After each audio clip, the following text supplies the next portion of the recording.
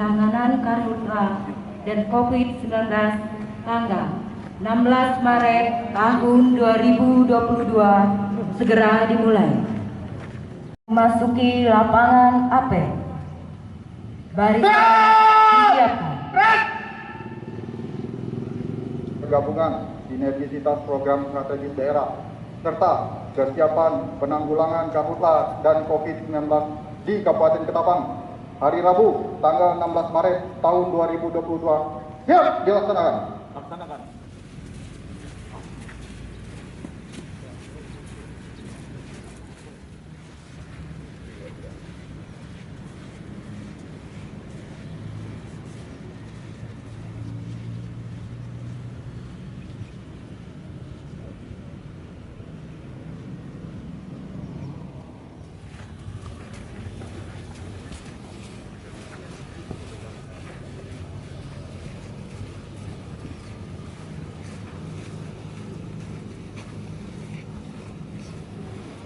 Amanah Pembina Apel disampaikan Letkol Infanteri Ali Mustafa Dandim 1203 Ketapang. Bersama hadir pada apel sinergitas program strategis daerah kesiapsiagaan penanganan karhutla dan COVID-19.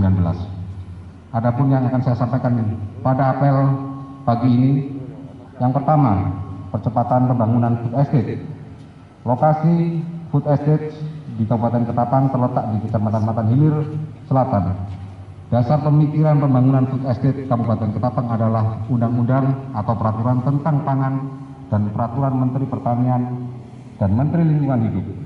Selain itu, Presiden juga telah menginstruksikan kepada para kepala daerah tentang pembangunan food estate di daerah masing-masing.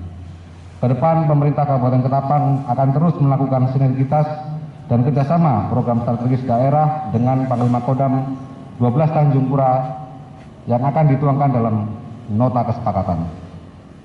Dan saat ini telah dilaksanakan program Karya Bakti TNI yang dimulai sejak tahun 2019 di Kecamatan Hulu Sungai, tahun 2020 di Kecamatan Sungai Laur, dan tahun 2021 di Kecamatan Matan Hilir Selatan dilanjutkan tahun 2022. Hal ini sejalan yang bertujuan untuk membantu pemerintah menyiapkan potensi nasional nomor 3 menjadi kekuatan 2004 pasal pertahanan negara melalui penyelenggaraan militer dengan metode pembinaan pertahanan selain wilayah dengan tujuan yaitu membangun tugas kekuatan pertahanan aspek darat, baik yang menyangkut wilayah pertahanan maupun kekuatan pendukung guna menangkal setiap ancaman dan gangguan yang membahayakan kedaulatan dan keutuhan wilayah NKRI, serta menyiapkan potensi sumber daya alam dan buatan khususnya ketahanan pangan wilayah. Pembinaan ketahanan pangan wilayah dilaksanakan untuk mendorong adanya perubahan paradigma pembangunan nasional di bidang pertanian yang bertujuan untuk meningkatkan ketahanan pangan nasional dengan memanfaatkan sumber daya alam dan buatan secara efisiensi dan berkelanjutan. Adanya dampak perubahan iklim atau pemanasan global yang berkepanjangan disertai dengan bencana alam yang saat ini kita hadapi yaitu pandemi COVID-19 sehingga menyebabkan terganggunya produktivitas pangan nasional sampai dengan pangan dunia. Yang kedua, usulan pembangunan pusat latihan tempur merupakan salah satu tujuan pelaksanaan Kodiklat TNI AD yang mempunyai tugas pokok menyelenggarakan latihan antar kejabangan bagi satuan jajaran TNI AD. Tujuan pembangunan Puslatur untuk meningkatkan kapasitas TNI Kabupaten Ketapang dan Kabupaten Provinsi di sekitar lingkungan Kabupaten Ketapang, sehingga dapat memberikan dampak di berbagai sektor selain meningkatkan kapasitas TNI, tapi juga dapat memberikan dampak sosial dan ekonomi masyarakat di sekitar wilayah pembangunan Puslatur. Di wilayah Kodam 12 Tanjung Pura, yaitu Provinsi Kalimantan Barat dan Kalimantan Tengah. Hal ini sesuai dengan kebijakan umum pertahanan negara tahun 2020 sampai dengan 2024 dalam Perpres 8 tahun 2021 tentang kebijakan umum pertahanan negara tahun 2020 sampai dengan 2024. Merupakan pedoman untuk pengelolaan sistem pertahanan negara dan menjadi acuan bagi perencanaan penyelenggaraan dan pengawasan sistem pertahanan negara yang diarahkan untuk meningkatkan kemampuan pertahanan negara melalui salah satunya pembaguan postur Tentara Nasional Indonesia yang mempunyai kemampuan daya tangkal strategis dan mobilitas tinggi untuk diproyeksikan di dalam dan di luar wilayah yurisdiksi Negara Kesatuan Republik Indonesia. Berkenaan dengan itu, Kodam 12 Tanjung Pura akan selalu memelihara dan meningkatkan kemanunggalan dengan aparat pemerintah, komponen masyarakat untuk kepentingan pertahanan negara. Bapak Ibu yang saya hormati, dalam menghadapi berbagai peristiwa yang terjadi, baik bencana alam maupun non-alam, di dalam negeri, maka kita patut bersyukur bahwa Kabupaten Ketapang berada pada kondisi yang aman dan kondusif.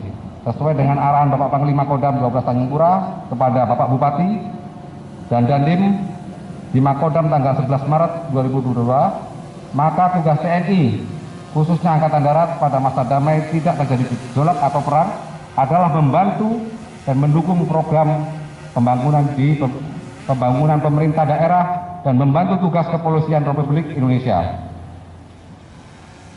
dalam menghadapi gangguan Kamtipmas di daerah.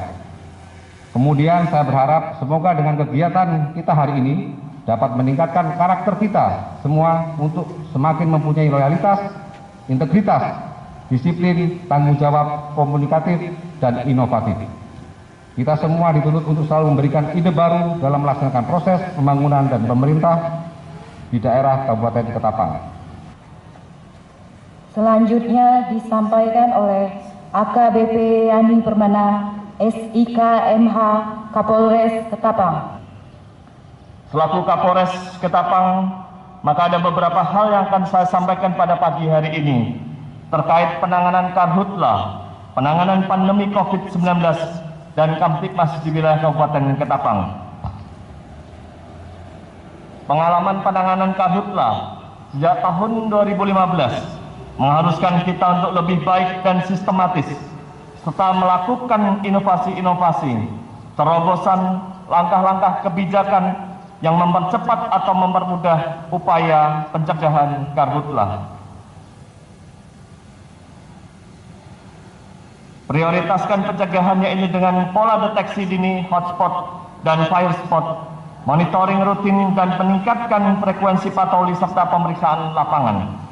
Kemudian penataan pengelolaan ekosistem gambut dengan pengendalian hidrologi serta melakukan pengendalian dan pemadaman segera setiap titik api yang muncul sehingga tidak menjadi lebih besar. Dan merupakan bagian akhir penanganan karhutla yaitu penegakan hukum secara tegas bagi pembakar hutan agar memberikan efek jera dan mencari solusi yang permanen untuk upaya pembakaran hutan dan lahan yang dilakukan dengan sengaja untuk motif ekonomi. Bapak Ibu yang saya hormati, selanjutnya dalam penanganan pandemi COVID-19 di Kabupaten Ketapang, maka kita tetap konsisten menjaga protokol kesehatan dan terus-menerus meningkatkan persentase vaksinasi kepada masyarakat. Hal ini tentunya memerlukan kerjasama multi pihak. Oleh sebab itu, apel gabungan seperti yang kita laksanakan pada pagi hari ini merupakan momen yang baik dalam upaya kita bersama dalam menangani persoalan-persoalan di daerah yang perlu ditangani secara bersama dan bersinergi. Di akhir arahan ini, saya berharap agar kita selalu kompak dan tetap bersemangat dalam menghadapi berbagai peristiwa di daerah ini. Antara lain, yang pertama, kita kompak dalam menghadapi gangguan Kamtipmas. Yang kedua, kita kompak dalam menghadapi gejolak sosial ekonomi di daerah termasuk keamanan investasi di daerah.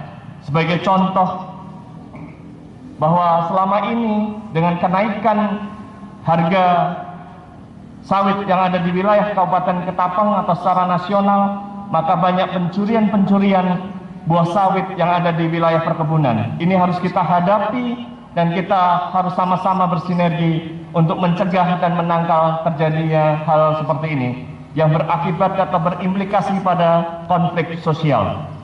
Yang ketiga, yang terakhir, kita kompak dalam menangani bencana di daerah termasuk karhutla dan pandemi COVID-19.